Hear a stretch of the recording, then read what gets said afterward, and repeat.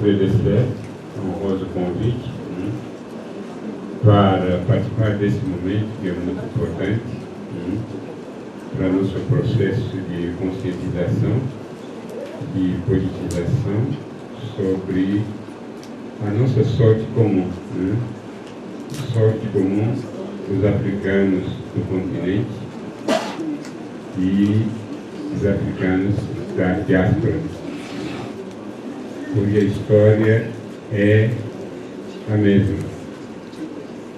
O Brasil está passando por um momento que nós podemos considerar um momento trágico. E quando acontece tragédia, as maiores vítimas são os mais fracos, entre os quais a maioria da população negra e afrodescendente se encontra. A cada 23 minutos morre um jovem negro no Brasil. Sobre 13 jovens brasileiros mortos em nossas periferias, 2 deles são negros, o que leva a crer que os jovens negros são vítimas de um grande genocídio. O mesmo genocídio do qual Placídio falou na sua conferência, e Fernando também falou, que acontece num dos maiores países do continente africano, a chamada República Democrática do Congo. Não tem nenhuma democracia, mas o nome oficial. Esse mesmo genocídio acontece também entre os negros da diáspora. E a nossa grande imprensa praticamente não fala disso, não fala dessa tragédia. O que significa que nossas vidas não importam. As vidas africanas não importam. O que interessa na África são as riquezas naturais, recursos minérios e outras, mas as populações africanas, as vidas africanas, pouco importam. E essa situação se aplica também aos descendentes de africanos na diáspora, cujo Brasil representa a maior diáspora da África no mundo.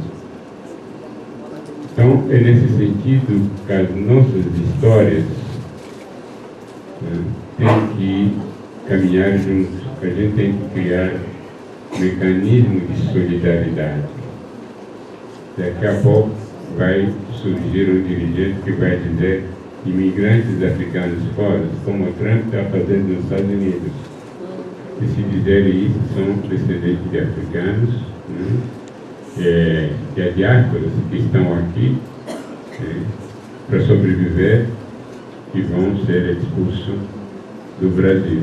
Então precisamos, nesse sentido, ter consciência e ser solidário.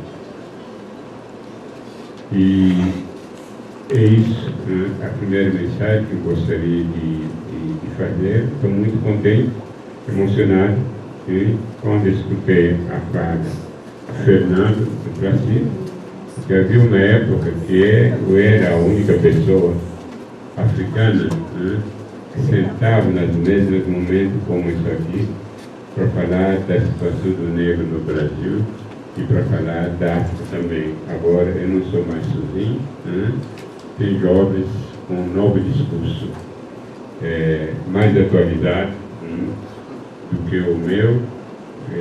Isso é muito importante, se sentir uma pessoa da minha geração, daqui a pouco estou com 80 anos, se sentir superado. É uma prova de que nós crescemos em termos de pensamento. Uma pessoa de uma sociedade se sentir superada pelo discurso mais jovem. É isso que nós queremos.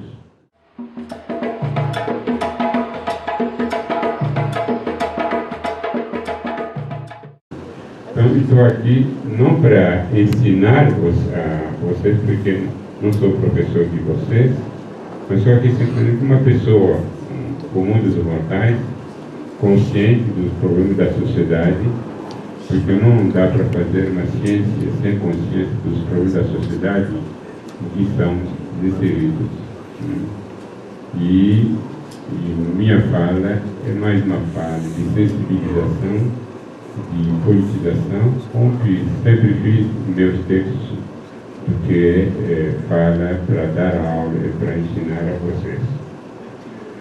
Bom, a dinâmica do Brasil de hoje e seu envolvimento com o processo de construção da identidade, de uma identidade nacional inclusive, exige cada vez mais aproximação com o continente africano e seus povos. Porque a história do Brasil como país e povo não pode continuar a rechaçar a memória da escravidão e sua contribuição na formação do povo brasileiro, na construção de sua economia colonial e no enriquecimento de sua diversidade cultural. Nesse sentido, a história da África e de sua diáspora constituem duas partes de uma mesma história. Elas se encaixam uma à outra e se completam dialeticamente. A história da África, enquanto continente, seria incompleta se deixasse de incluir sua continuidade na diáspora a partir do tráfico negreiro acompanhado da escravidão dos africanos nas Américas. A história da diáspora seria também sem cabeça se a sua escrita e elaboração não partirem das raízes africanas e dos acontecimentos históricos que a provocaram.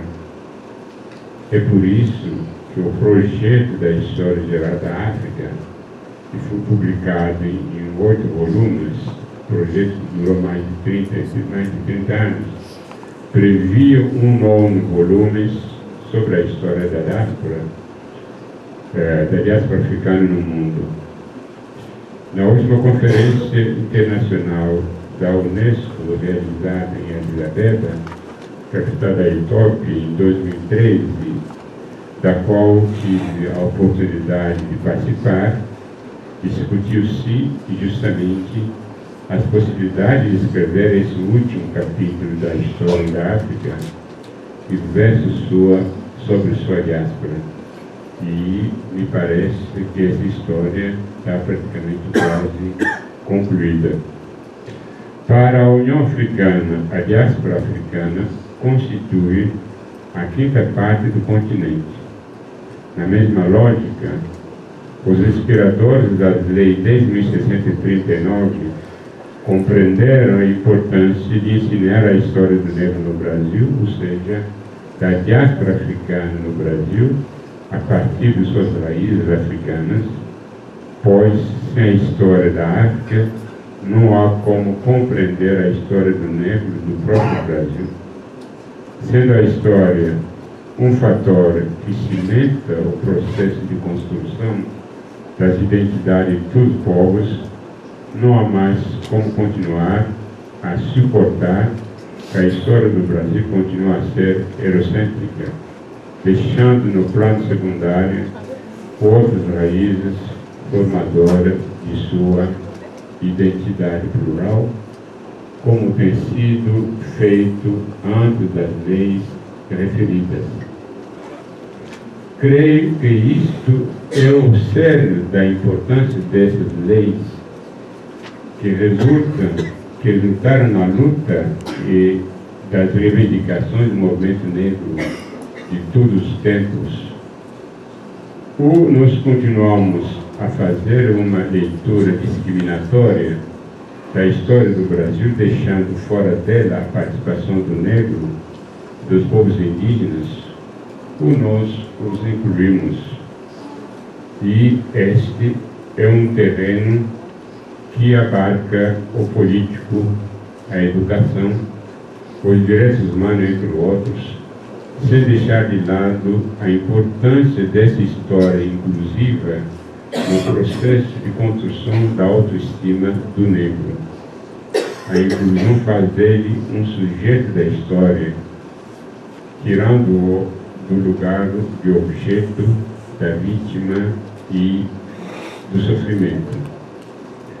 A questão que gostaria de colocar nessa comunicação é saber se o ensino dessas duas histórias que se complementam levantou totalmente o rol nesses 10 anos de debate sobre sua importância, onde estamos no processo de sua implementação. Tem alguns obstáculos e problemas no caminho, e quais seriam o que nossas universidades e instituições públicas de ensino superior estão fazendo o tem feito em termos de obrigação para que as leis que fundamentam o ensino dessas histórias pudessem funcionar. Repetindo, as duas leis, Lei 10.639 e 11.645, foram promulgadas para atender à demanda social do movimento negro e tem a ver com o reconhecimento público da identidade negra e, consequentemente, de sua participação na formação histórica da sociedade brasileira. As dúvidas sobre o fundamento dessas leis, assim como as resistências e sua dificuldade prática ainda, nos coloca a questão de saber se eles já estão em pleno funcionamento em todas as redes de ensino público do território brasileiro. Nos coloca também a questão de saber qual é a responsabilidade e o papel das universidades públicas no que concerne o andamento dessas leis. No que diz respeito aos problemas, às questões práticas não resolvidas pelo legislador, nos coloca também a questão sobre a definição do conteúdo da história da África e a ensinar e também sobre o conteúdo da história do negro brasileiro, a ensinar. Não basta dizer vamos ensinar a história da África, vamos ensinar a história do negro no Brasil, sem definir o conteúdo desse ensinamento.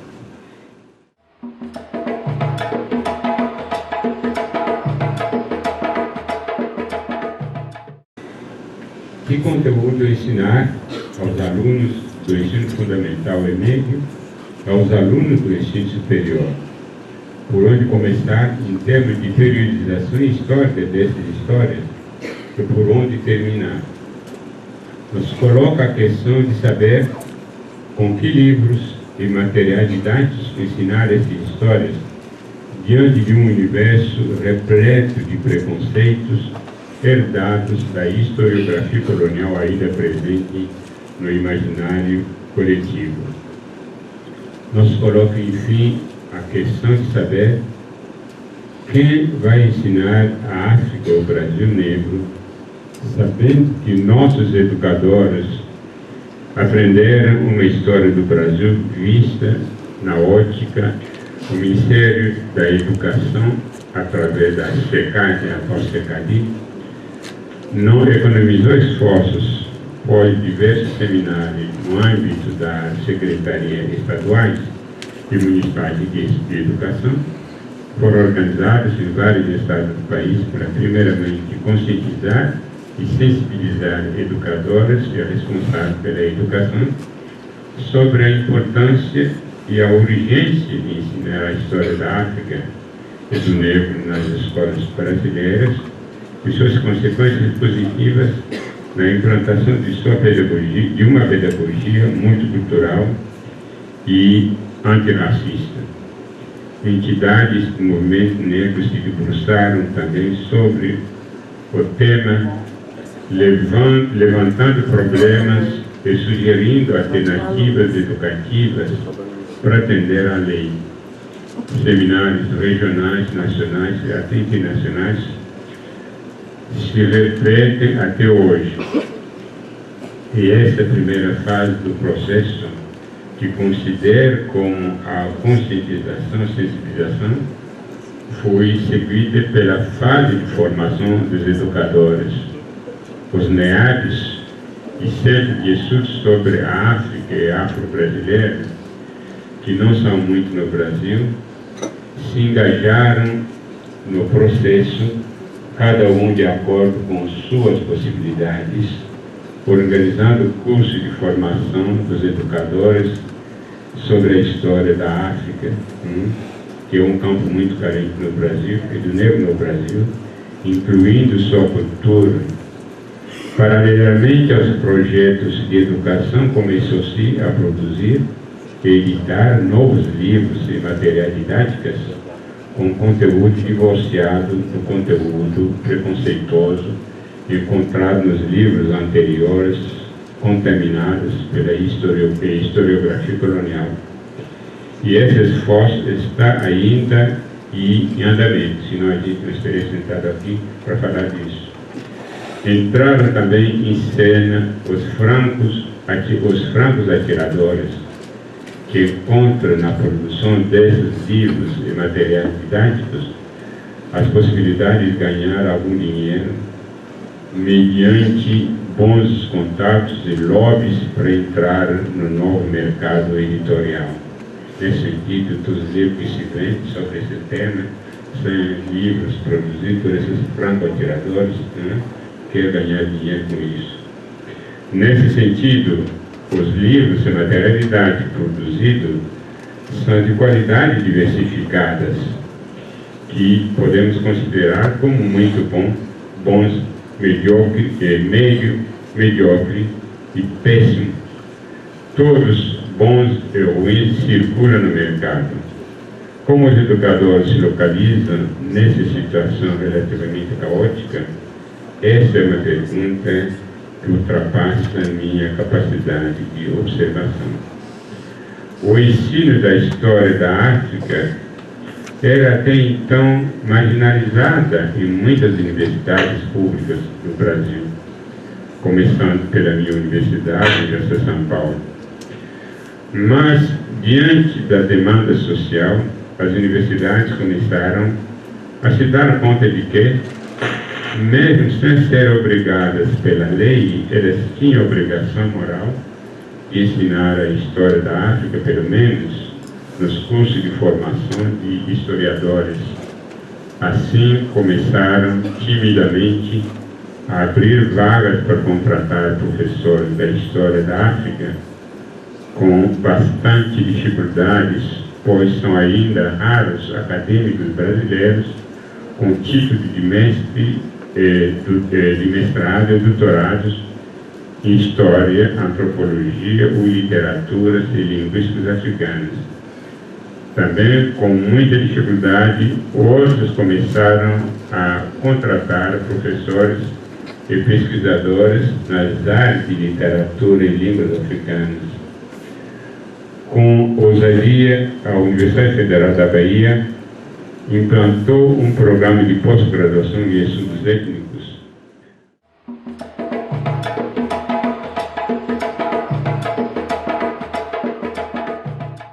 Os estudos das religiões de matriz africana têm muito texto de qualidade, mas esses circulam mais nos meios acadêmicos do que nas escolas de ensino básico, fundamental e médio.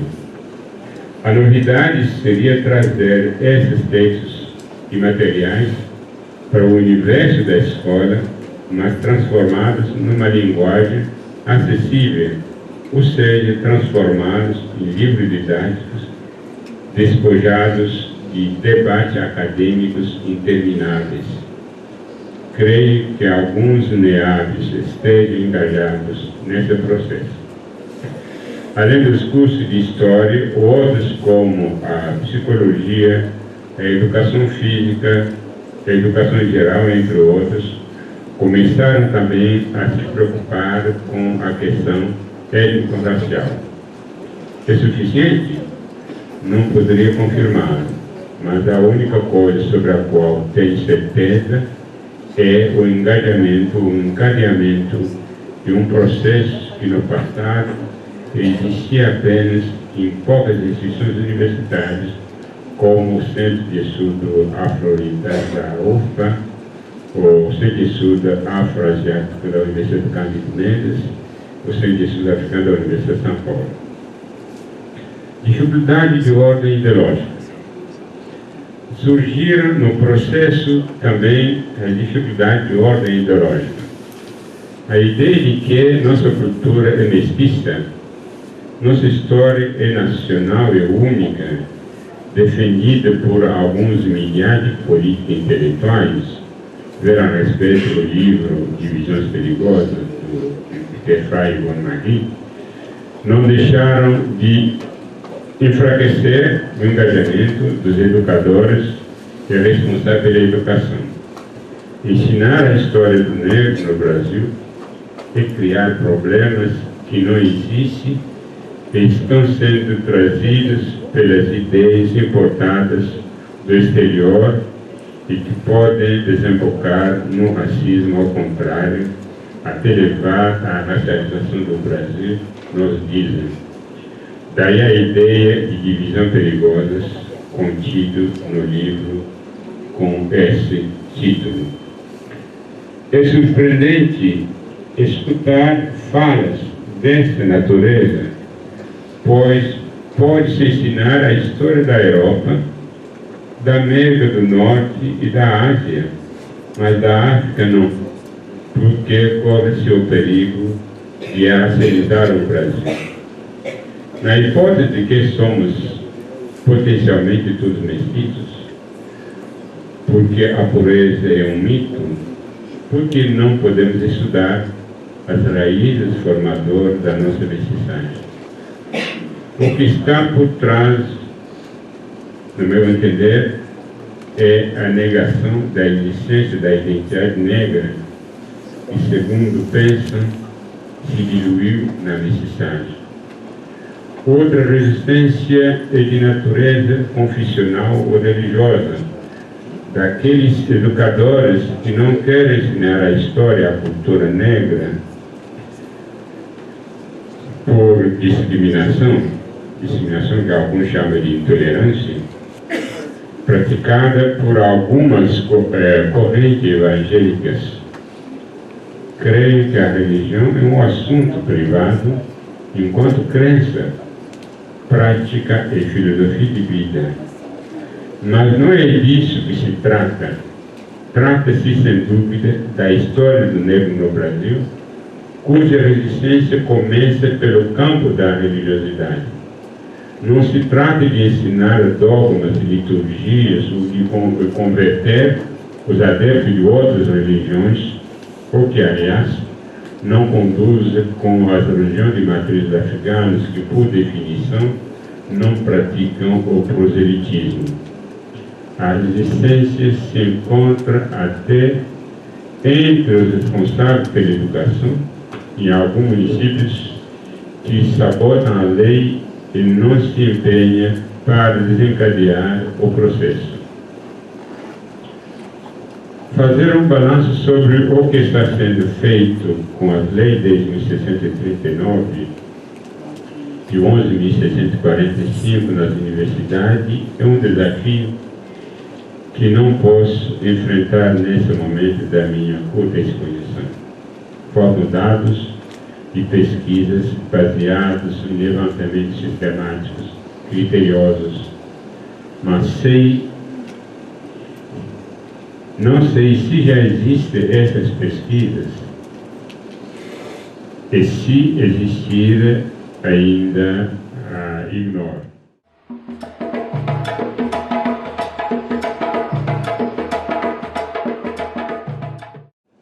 No entanto, algumas universidades públicas, estaduais e federais e algumas raras universidades privadas, como a PUC de São Paulo e a Universidade do Cândido Mendes, no Rio de Janeiro, introduziram em suas grades curriculares dos cursos de graduação disciplinas sobre a história e a cultura negra ampliar linhas e projetos de pesquisa sobre a realidade negra no Brasil. Esses esforços vêm sendo reforçados e enriquecidos pelo ingresso de jovens pesquisadoras e pesquisadores negros nos cursos de pós-graduação. Graças a esse ingresso, as pesquisas sobre o negro em nossas academias receberam novas luzes, com abordagens baseadas em experiências intransferíveis de sua vida de vítima do racismo. Todos esses esforços foram coroados pelo Plano Nacional de Implementação das Diretrizes Curriculares Nacionais para a Educação das Relações Étnico-Raciais e para o Ensino de História e Cultura Afro-Brasileira Africana, de junho de 2009, elaborado sob a responsabilidade dos Ministérios de Educação e CEPI. Diz o plano, no item 7.4, de acordo com o parecer do Conselho Nacional de Educação 03/2004, as instituições de educação superior devem elaborar uma pedagogia antirracista e antidiscriminatórias e construir estratégias educacionais orientadas pelo princípio de igualdade básica de pessoas humanas como sujeito de direito, bem como se posicionar formalmente contra toda e qualquer forma de discriminação. As instituições de ensino superior são instituições fundamentais e responsáveis pela elaboração, execução e avaliação dos cursos e programas que oferecem, assim como de seus projetos institucionais, projetos pedagógicos dos cursos e plano de ensino articulado à temática étnico-racial. É importante que se opera a distribuição e divulgação sistemática desse plano entre as instituições de ensino superior, para que as mesmas, respeitando o princípio da autonomia universitária, incluam em seus currículos conteúdo e disciplinas que versam sobre a educação das relações étnico-raciais, sobre as ações principais para a educação superior. Adotar políticas de cota para a população negra, indígena e outras ações afirmativas para o ingresso de estudante negro, negra e indígena no ensino superior, ampliar a oferta de vagas na educação superior, possibilitando maior acesso dos jovens, em especial dos afrodescendentes, a esse nível de ensino. Fomentar o apoio técnico para a formação de professores e outros profissionais de ensino que atuam na escola básica, considerando todos os níveis e modalidades de ensino para a educação das relações étnico-raciais, implementar as orientações do parecer do Conselho Nacional 03/2004 e da resolução do Conselho Nacional 01/2004, no que se refere à inserção da educação das relações étnico-raciais e temática que diz respeito aos afro-brasileiros entre as instituições de ensino superior que oferecem o curso de licenciatura. Construir, identificar, publicar e distribuir materiais didáticos e bibliográficos sobre as questões relativas à educação das relações étnico-raciais para todos os cursos de graduação, incluir os conteúdos referentes à educação das relações étnico-raciais nos instrumentos de avaliação institucional, docentes e discentes, e articular cada uma delas a pesquisa e a extensão de acordo com as características das instituições de ensino superior. Excelente proposta, mas a questão é saber se esse plano funciona. Eu não sei se o pró-reitor de graduação da minha universidade, Universidade de São Paulo, sabe da existência desse plano nacional. Eu tenho dúvida. Duvido, no entanto, temos um curso de difusão cultural no Centro Sul-Africano da USP, curso articulado em todos os 2 blocos, 2 módulos: Introdução aos Estudos da África, 2, Respeito da Cultura e História do Negro no Brasil. Esses cursos, que já têm mais de 10 anos de vida, foram criados sob a iniciativa de 2 professores africanos do Centro Sul-Africano da Universidade de São Paulo, o professor Carlos Serrano, natural de Angola, e o professor Kabengele Munanga, natural da República Democrática de Congo, ambos naturalizados. É o único curso da USP com esse perfil e que se enquadra nas preocupações das leis de 1639, o 11.645 e no Plano Nacional. Se dependesse da iniciativa da reitoria ou da faculdade, não teríamos nada que ajudaria na formação dos educadores. Isso significa que cada um, onde se encontra, se tem possibilidade, pode tomar a iniciativa, sem esperar a iniciativa da instituição.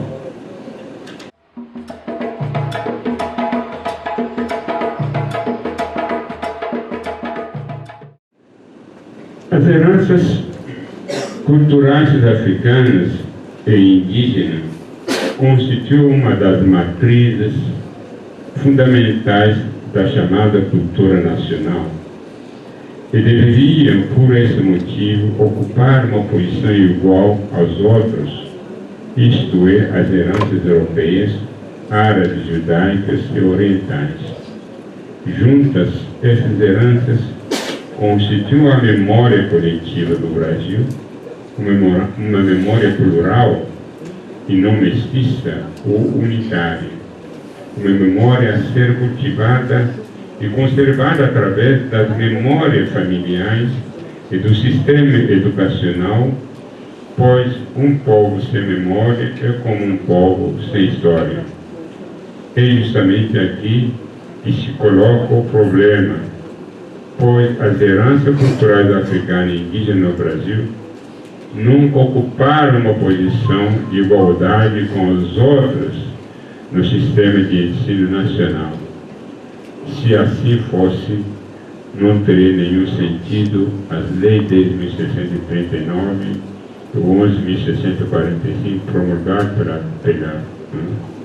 pelo ex-presidente da República, Lula, quase 115 anos depois da abolição. Por isso, não é novidade dizer aqui que a partir da abolição, os sobreviventes da escravidão e os seus descendentes de ontem e de hoje foram simplesmente submetidos a um sistema educacional monocultural eurocêntrico, que nada tinha a ver com sua história, sua cultura e visão do mundo. E essa submissão subentende uma violência cultural simbólica tão significativa quanto a violência física sofrida durante a escravidão. Além disso, a maioria das crianças, adolescentes e jovens negros e negras não conseguia ingressar de modo representativo no sistema de educação existente, que, embora não contemplasse sua história, cultura e visão do mundo, é indispensável para sua inclusão e mobilidade no mercado de trabalho e outros setores da vida nacional. Temos 2 problemas. O sistema que está aqui, não estamos dentro. No entanto, é importante também nossa inclusão para a mobilidade social. E quando entramos neles, a gente não se vê. A gente não vê nosso rosto, nossa história. O rosto que a gente vê, o rosto do livro dominante, a história que a gente vê, a história da Europa. Então são dois problemas: a inclusão na escola do príncipe, depois quando a gente entra na escola do príncipe, a gente não se vê. São dois problemas que a gente enfrenta.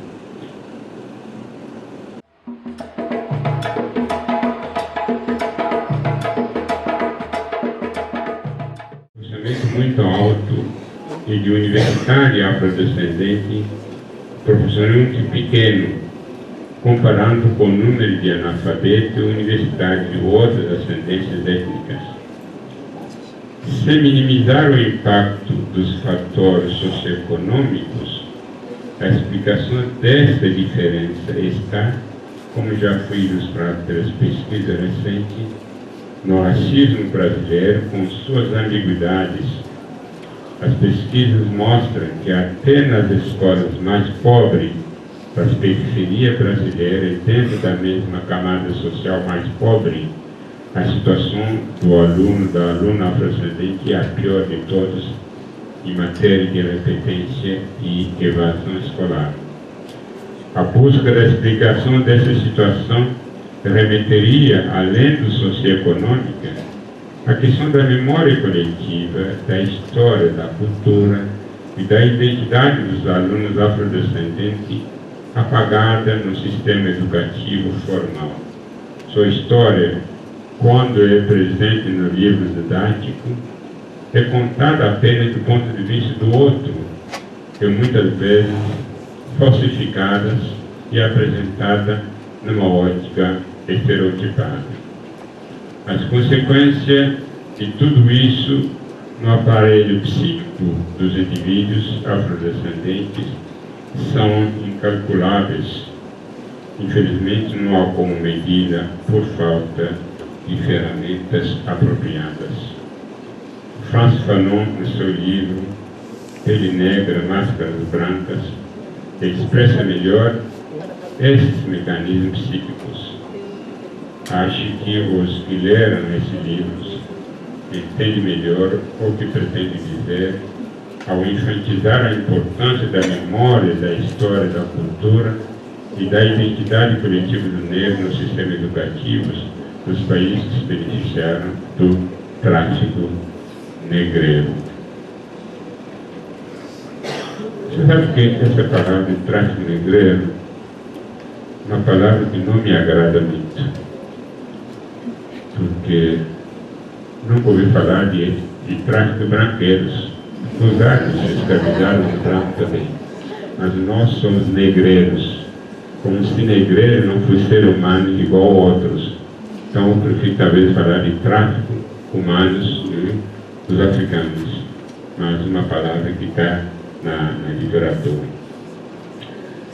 A devolução dessa memória é importante, não apenas para os alunos de ascendência africana, mas também para os alunos de outras ascendências étnicas, porque eles também tiveram seus aparelhos psíquicos afetados por uma educação envenenada. Além disso, essa memória não pertence apenas aos negros, ela pertence a todos, tendo em vista que a cultura da qual todos se alimentam cotidianamente é resultante das contribuições de todos os segmentos étnicos que, por motivo histórico conhecido, foram obrigados a conviver desigualmente nesse encontro de cultura e civilização que é o Brasil atual. Quando essa memória se tornar comum na consciência de todos, brancos e não brancos, quem sabe o sonho pode se transformar em realidade. E quando isso acontecer, os que se dizem brancos começarão a reivindicar seus ancestrais culturais negros e vice-versa. A recuperação e vice-versa, os negros poderão também reivindicar seus ancestrais culturais brancos. A recuperação dessa memória comum poderá trazer o diálogo intercultural e aproximar todos num processo de compreensão mútua e na construção de relações de solidariedade sem as quais não existe uma verdadeira cidadania. Não existem leis capazes de destruir os preconceitos que existem em nossas cabeças e provenientes do sistema cultural de todas as sociedades humanas. A educação ofereceria uma possibilidade aos indivíduos de questionar os mitos de superioridade branca e de inferioridade negra neles introjetados pela cultura racista na qual foram socializados. No plano da prática, isto é, na implementação de políticas públicas capazes de incluir a plenitude do negro nos sistemas educativos, uma das questões fundamentais que se coloca é como fazer sem segmentar a sociedade, ou seja, sem prejudicar a unidade nacional e, inversamente, como formar a unidade nacional sem sacrificar as identidades particulares e a diversidade que a alimenta e constitui sua matéria-prima. É nesse contexto complexo que se coloca o debate sobre o multiculturalismo na educação.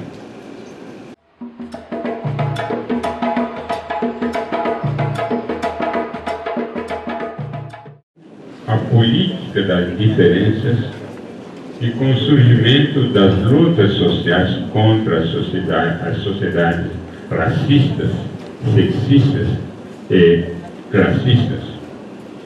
Por isso, a discussão sobre o multiculturalismo deve levar em conta os temas da identidade racial e da diversidade cultural para a formação da cidadania como pedagogia antirracista. A questão da identidade é de extrema importância para compreender os problemas da educação. Num país como o Brasil, ou melhor, em todos os países do mundo hoje pluralista, as relações entre democracia, cidadania e educação não podem ser tratadas sem considerar o multiculturalismo. No entanto, cada país deve formular os conteúdos do seu multiculturalismo de acordo com as peculiaridades de seus problemas sociais, étnicos, de gênero, de raça, etc. Exemplo, ensinar aos alunos as contribuições de diferentes grupos, ensinar aos alunos as contribuições dos diferentes grupos culturais na construção da identidade nacional, mudar o currículo e a instrução básica, refletindo as perspectivas, experiências dos diversos grupos culturais, étnicos, raciais e sociais, realçar a convivência harmoniosa dos diferentes grupos, o respeito à aceitação dos grupos específicos nas sociedades, enfoque sobre a redução dos preconceitos e a busca da igualdade de oportunidades educacionais e de justiça social para todos. Enfoque social estimula o pensamento analítico e crítico, centrado na redistribuição do poder, da riqueza e dos outros recursos da sociedade entre os diversos grupos.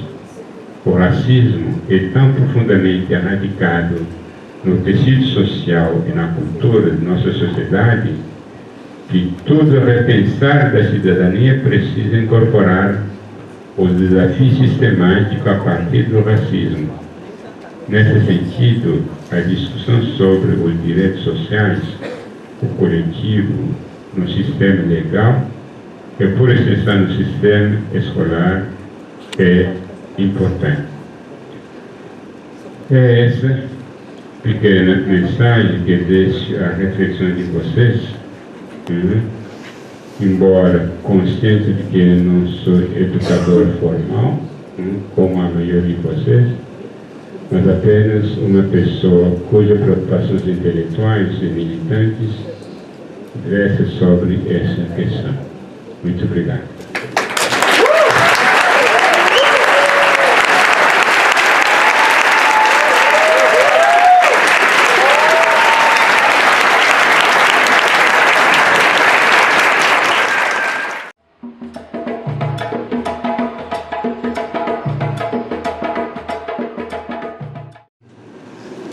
que é o berço da humanidade.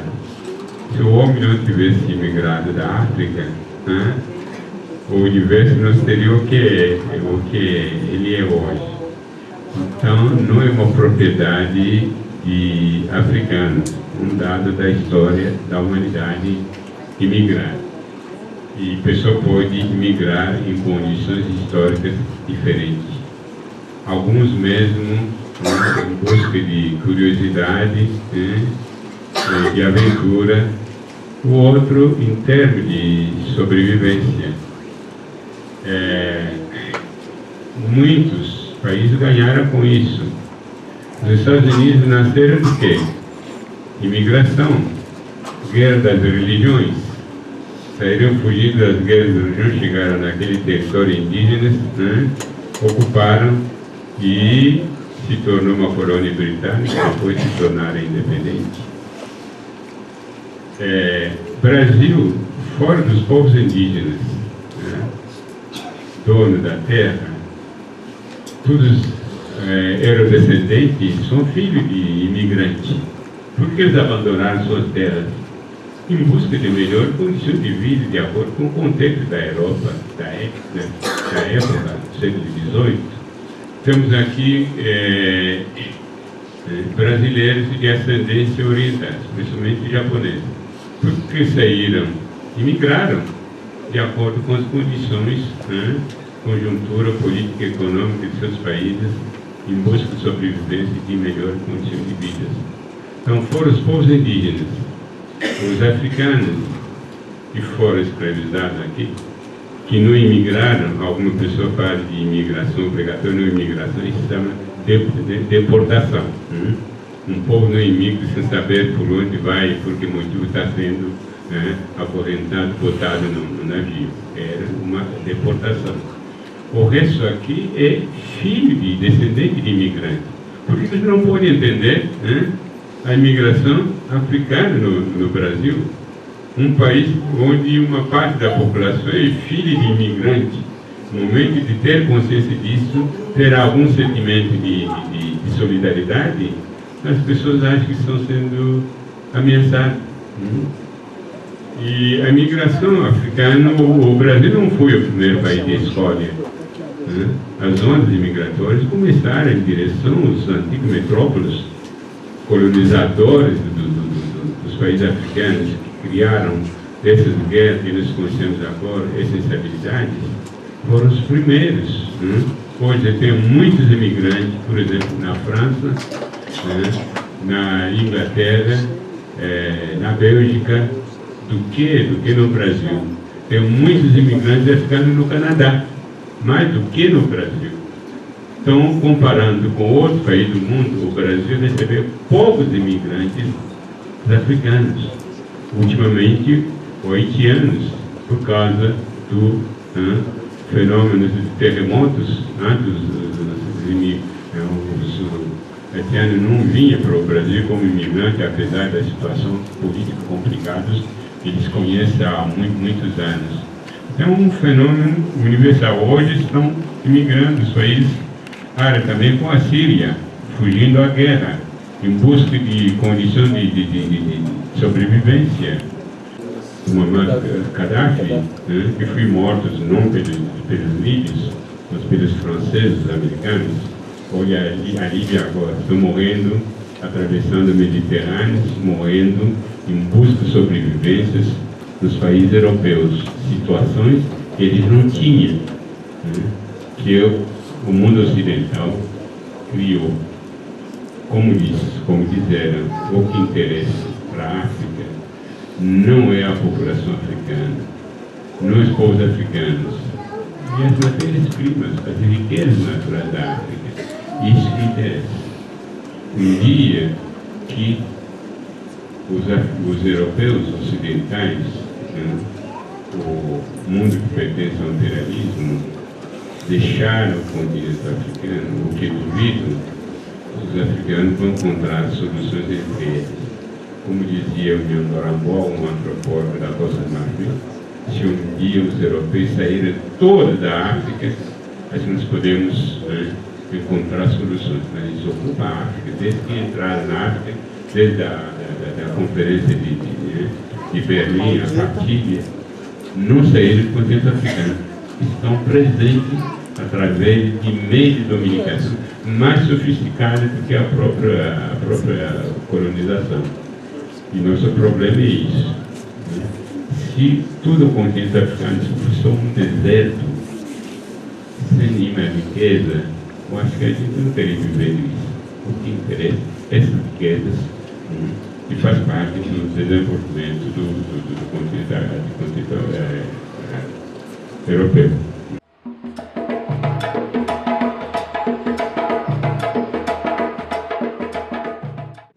Então, é isso a questão da imigração, um fenômeno universal, e qualquer povo, nas condições difíceis, desespero, pode sair em busca de sobrevivência.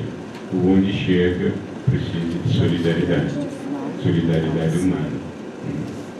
E os africanos precisam dessa solidariedade, sobretudo num país que é o maior país da diáspora africana, um país que tem raízes, grandes raízes africanas, que é o Brasil. Então, o Brasil se incomoda, não só o Brasil, mas os africanos são em tantos países do mundo. Não é isso.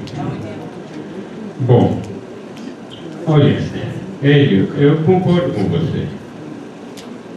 A lei de 1639, outra lei que veio depois para incluir os povos indígenas, eram leis que foram resultado de reivindicações do movimento social, do movimento negro. Vou pegar a marcha do movimento negro de 1995, em Brasília, marcha do Luiz Palmares, pela paz e democracia. No manifesto desse manifesto, você tem os fundamentos já da lei desde 1639, pela primeira vez que se falou de políticas afirmativas para a população negra.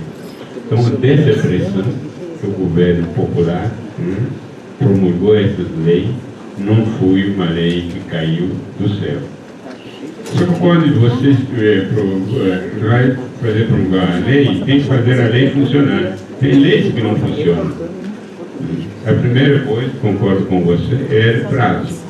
Todos os municípios, tendo em vista que trata de uma lei nacional, uma obrigação, vocês têm prazo máximo para a implementação, para o funcionamento da lei. Não fizeram isso. Por que não fizeram isso? Porque não havia vontade política para a lei poder funcionar. Se ela funciona em algum lugar, é através, eu concordo com você, do próprio engajamento dos militantes negros, dos poucos dirigentes responsáveis que sofrem pressões, onde tem uma militância negra, feminina ou masculina, que pressiona. Se dependesse simplesmente das instituições brasileiras, essa lei não funcionaria. Estou dizendo para você que na Universidade de São Paulo, eu, Carlos Serrano, criamos um curso sobre História da África do Negro, História do Negro, da Universidade de São Paulo, a partir de nossa iniciativa, porque havia brecha, não havia nenhum impedimento institucional desse sistema que funciona. Mas se dependesse só da USP ou da minha faculdade, não teria absolutamente nada. Então, essa lei funciona, concordo com você, com base na força de alguns militantes, de poucos educadores responsáveis da educação, que têm consciência que são engajados. O outro lugar não tem essa força. Mas tem que continuar a lutar, porque onde se luta sempre tem alguns ganhos, como a gente está vendo hoje. Então, você não faz uma lei sem monitoramento. Concordo com você. Você tem que monitorar, punir. Ir lá, olha, já passou tanto tempo. Não estou vendo nesses municípios o Secretaria de Educação implementar a lei. O que está faltando? Está faltando professores? Está faltando materiais didáticos? Porque não está funcionando. E punir e sancionar. E isso não se faz em nenhum lugar. Me lembro até de um município no Rio Grande do Sul, de um prefeito, que entrou com um liminar contra a lei, dizendo que não tinha sentido ensinar a história do negro num município do Rio Grande do Sul, onde quase não tem negro. Então, chegou até esse absurdo. Se os negros têm que aprender a história da Europa, mas os brancos não podem aprender a história da África. Então, é isso o Brasil que estamos vivendo. Esperamos que eles façam isso, e isso é o paternalismo que a gente não quer. Só que são eles que são das instituições que têm meios, que têm recursos por isso. Nossa fraqueza é isso. São eles que têm recursos. Nós não temos recursos. Não estamos no poder. Não estamos no topo do empresarial brasileiro. Quantos empresários negros temos de qualidade? Quantos negros você viu no Lava Jato? Corrupto. Eu gostaria também de ver negro corrupto. Não tem nenhum. Quer dizer que a gente não está nem nos corredores da corrupção, a gente não tem acesso a isso.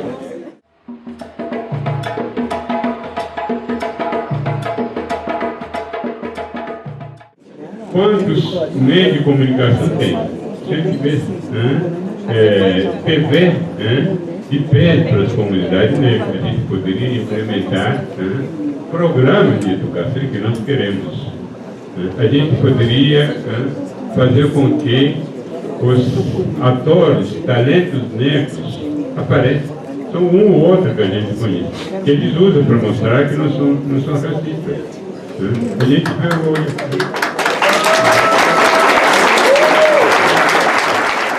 Os negros a gente vê no seu país de protagonismo, comparado com o Brasil. No entanto, os Estados Unidos têm apenas 13% de negros. Aqui somos mais de 50, 51, 52. Por que a gente não aparece? Porque tudo está nas mãos deles. É o poder político, o dinheiro. É por isso que as pessoas dizem que a abolição ainda continua. A abolição foi feita no papel, mas a abolição material, de fato, não foi feita. A gente tem que lutar por uma verdadeira abolição. Um dia, como me dizia uma professora Milton Santos, um dia que a gente teria o telefone, que nós não temos, aí perguntei para o meu professor, o que é o telefone? Eu tenho telefone na minha casa. Ele falou, olha, Kabengele, telefone, você pegar e falar, ô fulano, lá na sua empresa tem espaço para engenheiro, porque meu sobrinho terminou engenharia. Isso que eles fazem. Nós não temos isso. Esperamos deles, mas eles também não deixariam de ter acesso a um dos poderes muito importantes, que é o poder econômico. A gente às vezes milita até para fazer uma camiseta para manifestação, tem que ir lá pedir para a prefeitura. O mesmo que domina, o mesmo a quem você vai agenciar para pedir uma ajuda para um programa de promoção da cultura negra. É isso o nosso drama. A gente tem que ter consciência disso, lutar. Relações do Brasil e África, relações comerciais. Quem vai vender na África? Quantas empresas brasileiras vão para a África? Não são negros.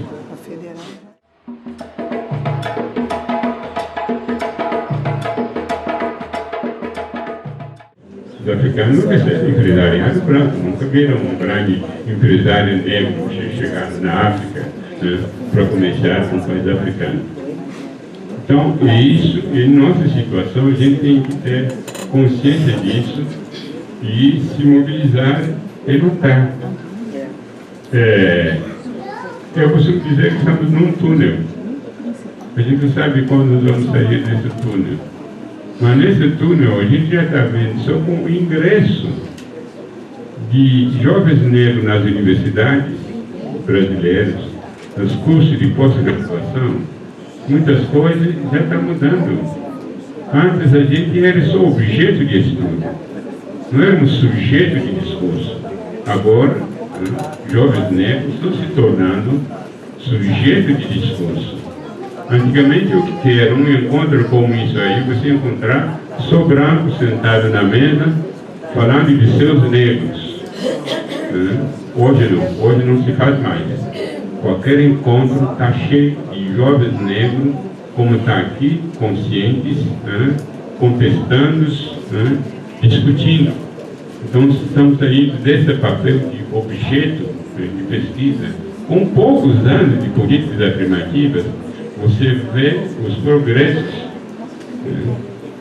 Isso uma área de luta, ou área de conhecimento e produção de discursos, tem um poder político importante, porque somos simplesmente designados pelos outros. A gente não tem poder de designar os outros, mas isso estamos num processo de mudança. Então, um dia que a gente tiver no alto escalão do empresariado negro 100, 200, 300, 400 empresários negros, as coisas vão mudar. As coisas vão mudar, mas quantos somos? Mas a consciência está crescendo. O ponto de partida é essa consciência.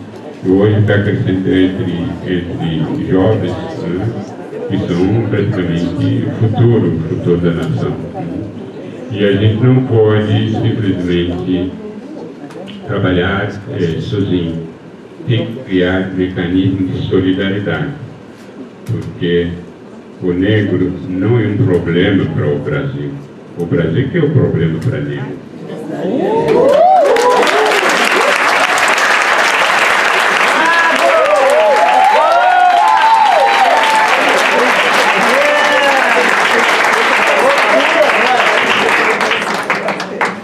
A gente, deixando já a consciência de luta, já alguma coisa. Uma pessoa como eu vou fazer trabalho para deixar a consciência de luta, porque eu não vou ver as mudanças.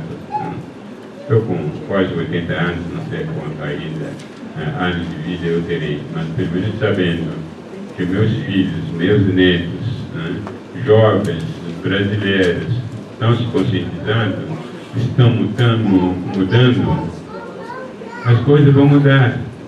Quantas vezes somos desqualificados até na academia? Você fica com um projeto de pesquisa, um panfleto.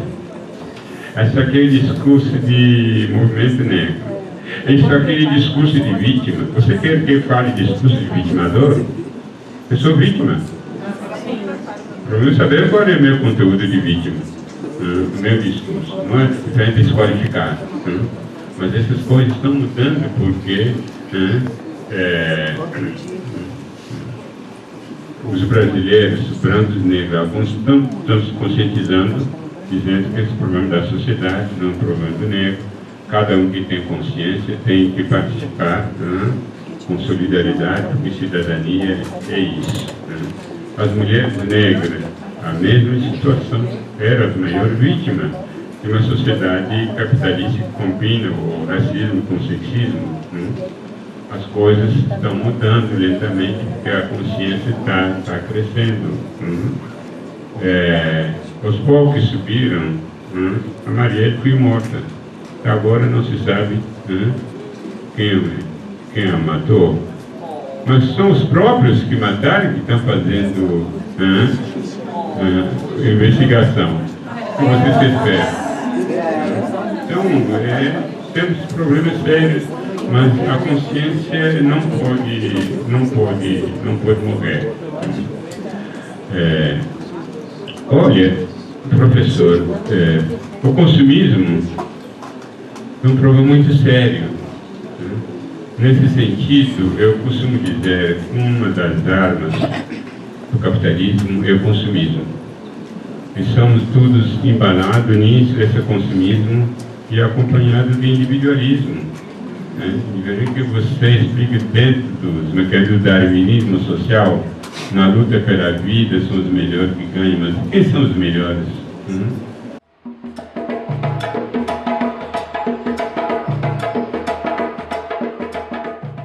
Então, na luta pela vida, nós negros não somos os melhores para ganhar. o que está por trás de tudo isso que a gente vê hoje é consumismo. Acha que ser bem na vida, ter o carro do ano, consumir, sabendo que o que a gente se come como classe média é simplesmente uma migalha, e deixando de lado a consciência coletiva de transformação do problema da sociedade.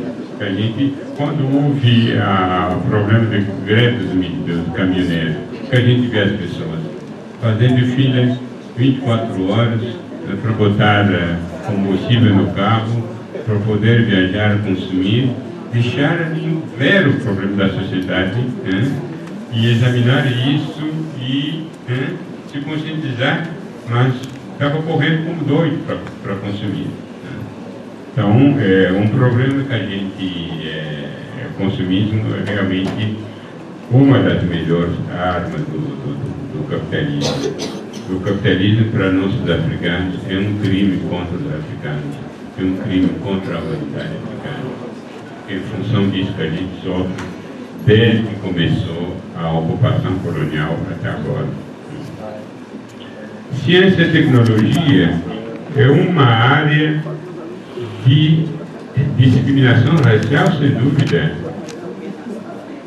Em primeiro lugar, se a gente for hoje em nossas universidades, pega o caso da sociedade brasileira, quantos jovens negros vamos encontrar em algumas áreas de conhecimento, como ciências exatas, naturais, medicina, etc. A gente não vai encontrar.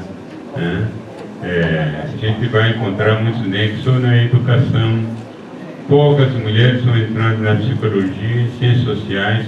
Essas áreas são totalmente excluídas. São a área onde a gente, apesar de políticas afirmativas, lutar ainda, encontrar estratégias, que a gente esteja representado.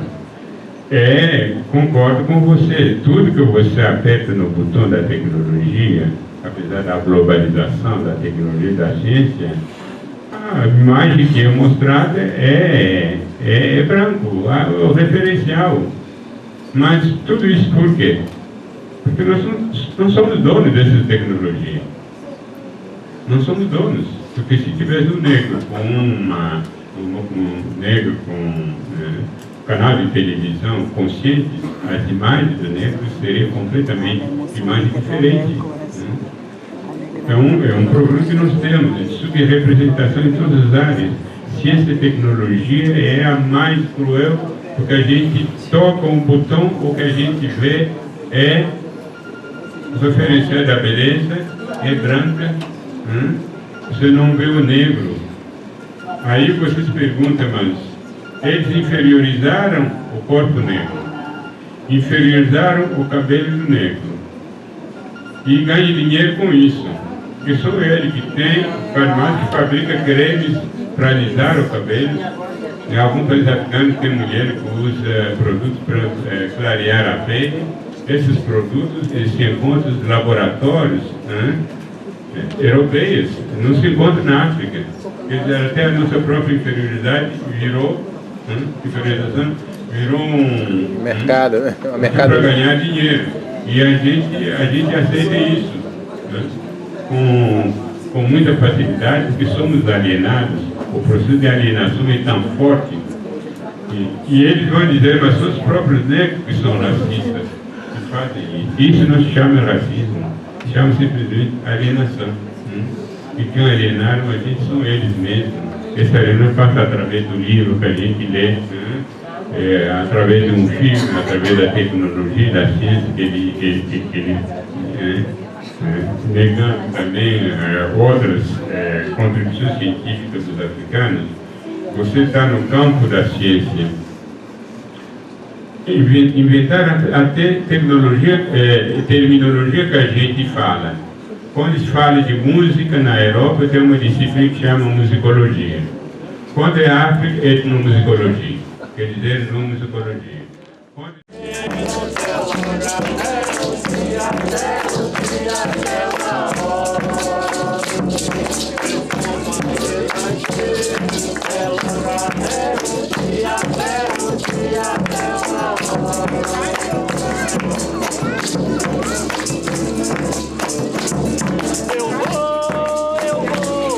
Eu vou pra beira-mar.